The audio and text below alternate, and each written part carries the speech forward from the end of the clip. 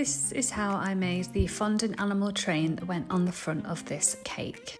I needed a really firm fondant, so I used this PME yellow and I just cut some strips out of it with a sharp knife. This was going to be the carriage of the train, so I just kept cutting out until I was happy with the size and then lined them up and cut them so that they were quite narrow because they had to fit on the front of the cake.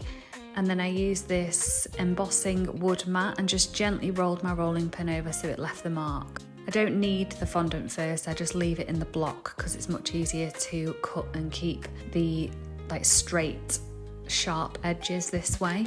I cut the sides out the same way and just measured them all up against each other so they were the same size. And then added some edible glue to some red fondant, and that was the base of each of the carriages, so then cut that out round with a sharp knife as well.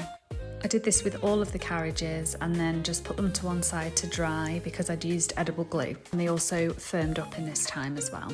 For the actual train on the front, I used the carriages and just lined up the size of it so it was all the same size, and then used some blue fondant to cut out the train and do the cylinder on the front. Once they had set firm, I added the animals in. This one is a cow. I just did the body first and then added in the head and added on the eyes and the snout and some horns and ears as well. Again, I just used edible glue and left it at one side to firm up and dry. This was the sheep, so I just did white balls of fondant for the wool. And again, just added the head on with some edible glue, added the details with my tools and a sharp knife. And then it was time to do the ducks, so I did some water dripping down. I thought that would look quite fun. I had in my head was the mummy duck and then the two baby ducks. Just added the details on, some little beaks and eyes. And then for the wheels, I just used this circle cutter. This is really handy, this little circle cutter, and just cut out lots of black fondant circles and attach those with either some water or edible glue to the carriages and the train.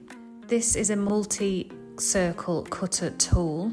I got this in a closing down sale, but they do still have it online on some cake decorating websites. I used that for the wheels as well, and then just my star plunger cutter to add some yellow stars on, and a slightly bigger plunger cutter to do some blue stars. And then I just put them all on a foam mat. I always make my fondant models the week before, so they've just got that time to firm up. And then when it's time to put them on the cake, it's much easier to do than if they're sort of soft and squishy. And here they are all finished on the cake.